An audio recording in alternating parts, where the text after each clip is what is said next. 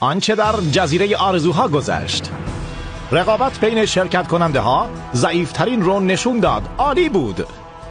ماهی های خاردار قاتل تمام تلاش خودشونو کردن تا یه بازیکن با استعداد پیدا کنن و ناشیگری بریجت بهترین امید اونها یعنی کورتنی رو بیرون انداخت. گون در مقابل هدر ایستاد و هدر هم قسم خورد که با دزدیدن دفتر خاطرات گون زندگی رو برای اون سیاه کنه. بعد هدر تونست با متقاعد کردن بقیه تیم برای بیرون انداختن جاستین خودشو نجات بده. نفر بعد که میخواد بره به این اسکله لعنتی کیه؟ اینو امشب تو مهیج‌ترین جشن شیرینی ببینید، اونم در برنامه جزیره آرزوها.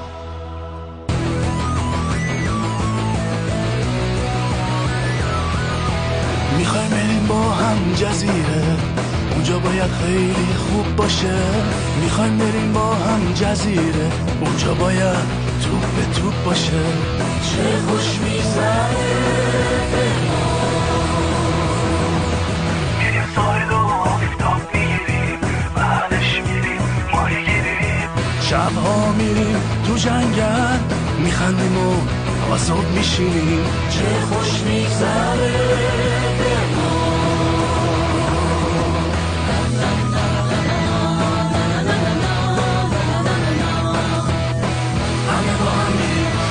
خوشحال بریم به این جزیره. همه با هم بریم شاد و خوشحال بریم به این جزیره.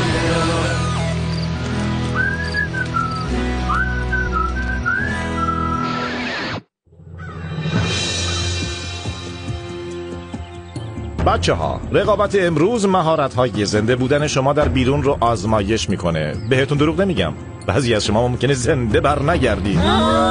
شوخی کردم. فقط باید یه شب بیرون تو جنگل بخوابید. هر چیزی که لازم دارید توی محل کمپتون توی جنگل هست، فقط باید پیداش کنید.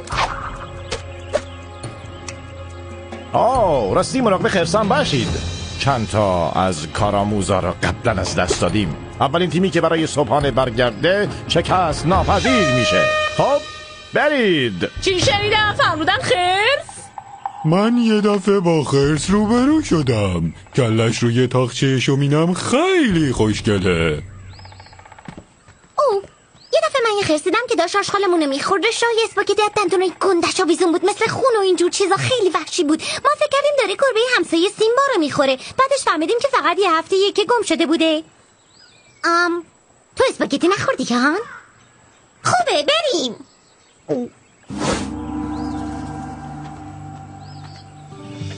ای گون صبر کن. میشه منم همراهت بیام؟ نه. هی اگه مربوط به دفترچه خاطراته بی خیال شو.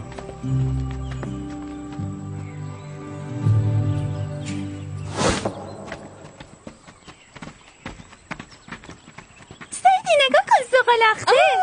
من عاشق زغالختم. خدای منم همینطور. سیدی یکی از بهترین دوستای منه. بهترین دوستای زندگیم. ما حتی با هم آبل مرغون گرفتیم. خدای من خیلی باحال بود. خوبه که یه نفر داشته باشه همیشه کمکت کنه. میدونم درسته. اون نفر بعدیه که از اینجا میره. کی؟ فکر میکنی کی؟ اون مزرعه مورچه قرمز هارولدو تو تخت من خالی کرد. آره ولی تو دفترچه خاطرات اونو واسه همه دنیا بلند خوندی. خب کار درستی نبود؟ کارش تمومه. آره خیلی خوشمزه بودن، باورم نمیشه. خیلی خوشمزه بودن. کیتی بقیه تیم کجا؟ نمیدونم، باید نزدیکا بشم. ماهیای خاردار قاتل کجایی؟ ماهیای خاردار درست مثل وقتایی که 7 سالمون بوده تو بازار مامانمونو گم میکردیم. تو شروع میکردی به گریه کردن و نگهبانه همه مجبور میشدن تا مامانو صدا کنن. نفس من اینجا. ماهیای خاردار. هیچ غذایی اینجا پیدا نمیشه. این واقعا یه مأموریت برای زنده موندنه. کلی قانون داره. فکر نکنم امروز خرسی نزدیکا باشه. خیلی بامزه میشه اگه ما صدای خرس در بیاریم و بعد اونا بیان. خیلی بامزه است. من یه خرسم. میشه لطفاً ساکت باشین و بشینین؟ دارم سعی میکنم تو نقشه جای غذامونو پیدا کنم. تا الانم که هیچی. فکر کنم منظورشون تو جنگله. من میرم. من خوب غذا پیدا میکنم. خوبه، لااقل واسه رژیم این هفته مناسبه.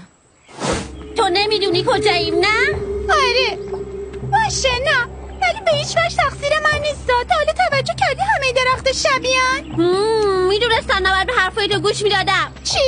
یعنی به اندازه کافی من باهوش نیستم که اونا رو پیدا کنم؟ خب تو دقیقاً تو آدرس پیدا کردن خوب نیستی. البته که هستم. نه نیستی، چون ما گم شدیم. گم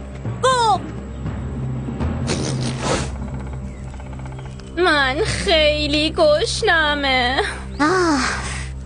فکر کنم روده کوچیکم روده بزرگم و خورد. هی کی پیتزا با پنیر اضافه سفارش داده؟ برای فیلم برداراست، بیا اینجا. محاله. من مردم، من ماهی میارم. ماهیگیری از کی تا حالا؟ او پسر فوق‌العاده‌ای. من عاشق ماهیم. ماهی. اما فکر کنم بعد اول بپزیمش بعد بخوریمش. از کی تا حالا ماهیگیری یاد گرفتی؟ بابا بزرگم به هم یاد داده. یه بار یه کوسه گرفتم، پشتم رو گاز گرفت. ببینید؟ چشمام خیلی عالیه.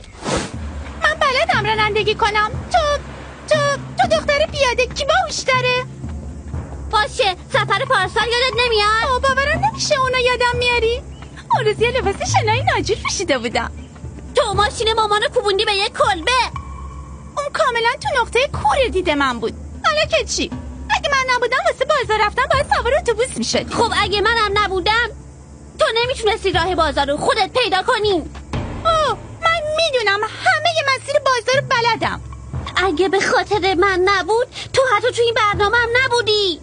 تو اینا رو میگی فقط به خاطر اینکه من از تو زیباترم. میدونستم این فکر رو کردی. حقیقت داره همه همینو میگن. سعیدی خوشگل‌ترین دختریه که من دیدم. تو خوشگل‌ترین دختری. ما واقعا خوشگلیم نه؟ خوبه که اینو به هم دیگه بگیم و اصلا خودپسندی نباشه. خیلی خوشحالم به خاطر این موضوع. منم همینطور. باشه وقتی برگشتیم به کمپ دیگه واسه هم بهترین دوستان نیستیم و جدا میشیم. آره چرا؟ آخه چرا؟ واو، مثل یه مرد چادر برپا میکنی. واو، مثل یه مرد چادر برپا میکنی. منظورم اینه مثل دخترها واسط مهم نیست که کثیف بشی و اینجور چیزا. جیم ممنون. شام چی داریم زن؟ از گشنگی مردم. تو که منتظر یه جواب محترمانه نیستی. ای بچه‌ها ببینید چی پیدا کردم. من قبلا خرگوش آبپز نخوردم ولی چه میشه کرد؟ منم بازیم. ای این حیوان جدید منه، اسمشو گذاشتم مانی. نتونستی غذا پیدا کنی؟ به نظرم امشب باید تو حشره بخوریم. کسی نقنقوی احمق و نقنقوی کودن رو ندیده؟ ببین کیکی یه درخت که چنگال توش فرو رفته. خوبه نه اصلا خوب نیست.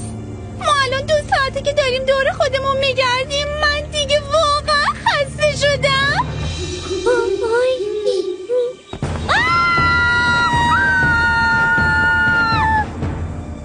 فکر کنم اینجا تا صبح امنه.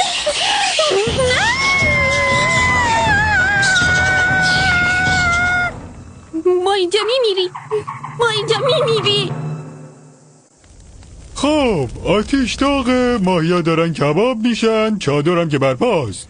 خیلی باحال پسر، کلی کیف میکنی. متشکرم پسر، همشو مدیون بابا بزرگمم. حالا واقعا تو و پدر بزرگت با خرس جنگیدین؟ معلومه، ترسناکترین روز تمام زندگیم بود. رفته بودیم توی جنگل که اون هیولا یه دفعه ظاهر شد. وقتی اون حیوان روی پاش میایستاد 3 متر میشد. بعد یه نعره وحشتناک کشید. شاتگانمونو برداشتیم، میدونستیم که یا ما میمونیم یا اون. هیچ خصومتی نبود، فقط قوانین طبیعت. و بعد بنگ، یه شلیک کافی بود تا اون هیولای گنده زمین بخوره. خونشو گرفتیم و خودمون رو رنگی کردیم تا بهش احترام گذاشته باشیم. مرگ زیبایی داشت. خیلی خوب، امکان نداره تو یه خرس 3 متری رو کشته باشی. هی، کسی اون دختر شاده رو ندیده؟ فکر کنم رفته دستشویی. اون که 1 ساعت پیش بود. ایزی بوشه، تو کجایی؟ خوبه، واسه یه دقیقه فکر کردم اونجا گمت کردیم. خدای من، همه ما میبینیم خرس هممونو زنده میخوره. چه وحشتناک. یکی کمکم کنه، من مامانمو میخوام.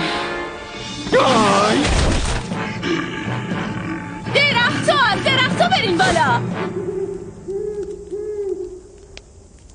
آروم باشید، فقط یه جغده. متاسفم، واقعا تو جنگل زهر ترک میشم. این من رو یاد یه داستان ترسناک شنیدم میندازه. عالیه، تعریفش کن پسر. مطمئنی؟ چون داستانی که من شنیدم از نوع خیلی ترسناکشه. واقعا که ترسیدیم. باشه، یادتون باشه بهتون هشدار دادم. یه شب شبیه امشب یه دفعه صدای تق تق تق رو روی طرف دیگه ماشین شنیدم. دختر زهره ترک شد و تا اینجا مرد هم یکم ترسیده بود. بعد ماشین رو روشن کرد، سریع‌تر رفت.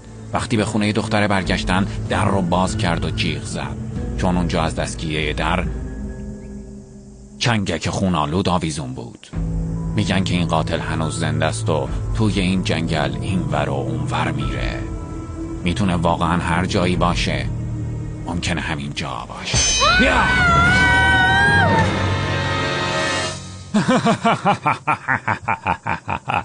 دانکن اصلا خنده‌دار نبود. خیلی هم بود. کاش همشو با دوربین ضبط میکردم. صبر کن، ضبط شده. آره شده. خیلی سنگدلی. تا حالا کسی دوست داشته؟ نمیدونم جوجه مرغ، تا حالا ازشون نپرسیدم.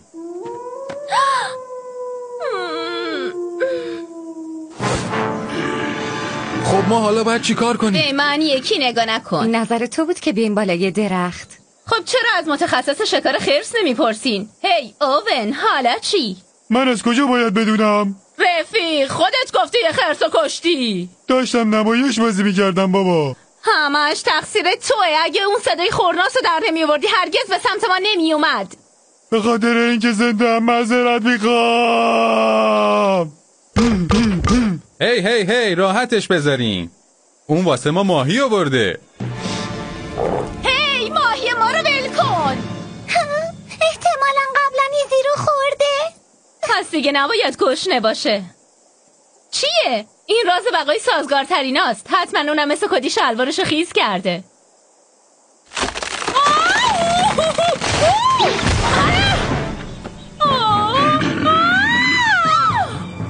خدای من، اون حتما میمیره. سلام پشمالو. کمکم کنی. لشانا یه کاری بکن. فرار کن. هی حالت خوبه؟ این توپل چیزی پرسید الان.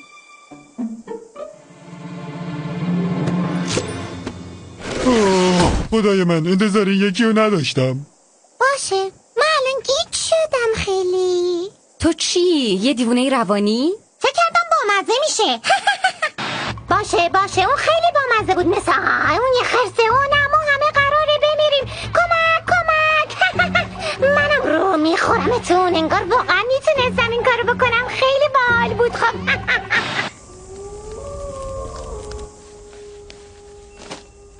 مشکل چیه؟ دستشویی داری؟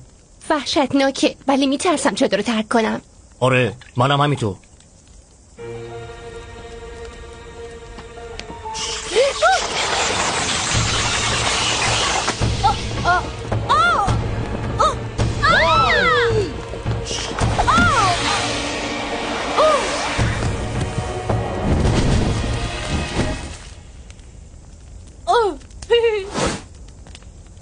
تکون دادن چوبای ماهی عالیه.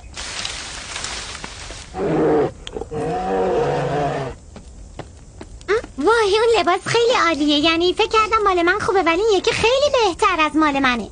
احتمالاً کریسه میخواد حالمونو بگیره. کارت عالیه پسر. ما میدونیم که تو خرس نیستی رفیق. نمیدونم این یکی خیلی واقعی به نظر میاد. کریس گفت اینجا خرس داره. هی بچه ها، دارن سعی میکنن ما رو برای بار دوم دست بندازن. این خرس واقعی نیست و من اینو به شما ثابت میکنم. وای، این یکی کمی واقعی به نظر میرسه. آره، اون یه خرس واقعیه.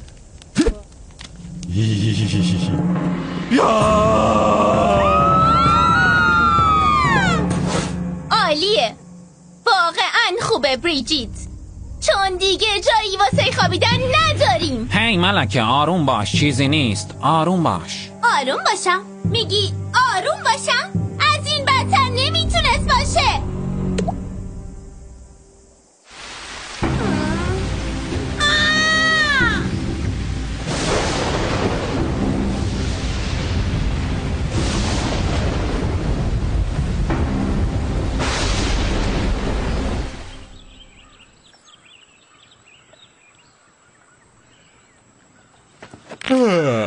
فکر کنم دیگه امنه بچه ها، خرس رفته. نقشم. هی نمیدونم راکونا چطوری رو درخت میخوابن، چون واقعا بدنم مثل چوب شده. اونا واقعا باید نرم باشن. میدونی چیه دخترای نابغه؟ دیگه نمیخوام یک کلمه از زبون تو یا اون شکارچی خرس بشنوم. اگه شما دوتا تمام شب نقشه یه تومه خرس رو بازی نمیکردین میتونستیم تو چادرمون بخوابیم. ساکت شو. هنوز صبح نشده. فکر کنم اون بدترین شب عمرم بود که داشتم. حتی از اون شبی هم که با اون یارو دهن بدگویی که اون سوسیسا رو خورده بود بیرون رفتیم بدتر بود. چی میگی؟ هان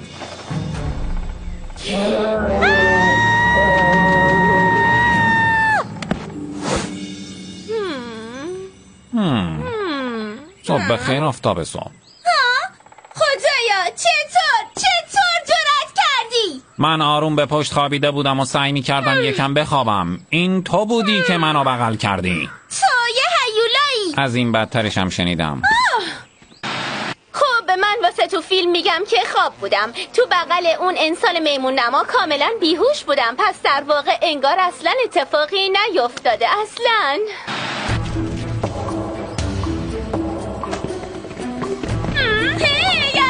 زودتر. نه اونا شکستمون دادن، همه شخصی شماست. تو نرید موشه کوچولو.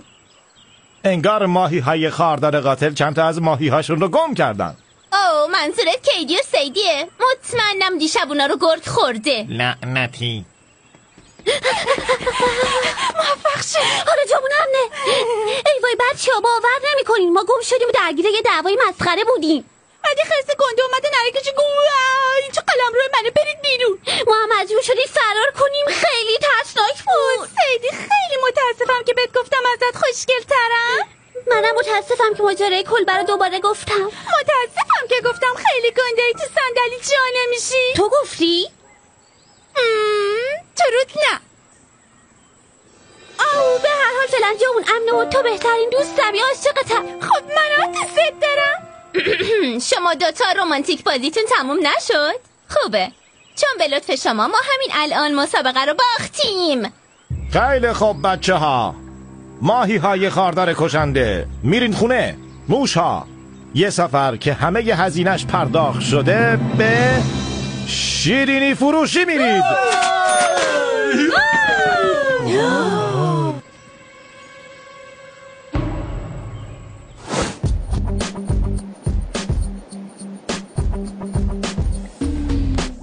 خدای من، حتی فکرشم نمی کردم که چیپس یه زمان اینقدر خوشمزه باشه. فکر کنم مریض شدم. واقعا چنده شاوره. حالم بهتر شد. موشای جیغ جیغ و فرمان روایی میکنن. یه ذره از اون شکلات به من میدی؟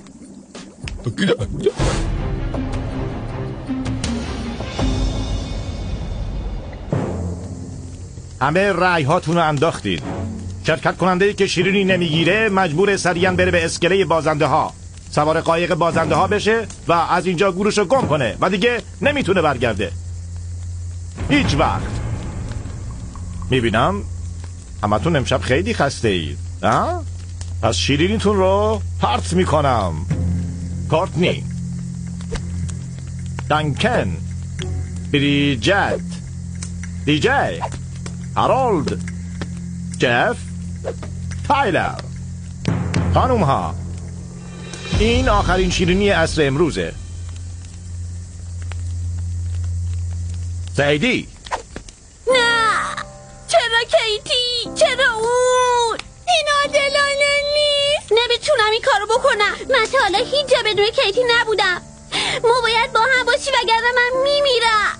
سیدی گوش کن به من. تو میتونی. تو قوی زیبایی.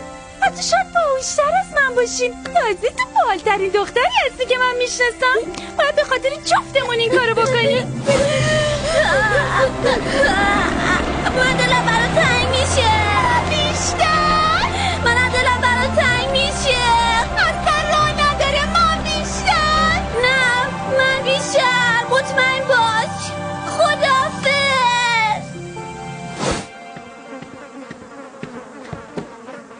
دیگه چی میخوای؟ فقط خواستم بگم متاسفم که ترسوندمت. من نترسیدم. اون کاملا تصادفی بود. مرد چنگکی وجود نداره. بله، شاید راست میگی و یا شاید ازت متنفرم. اونقدر هم ازم بدش نمیاد.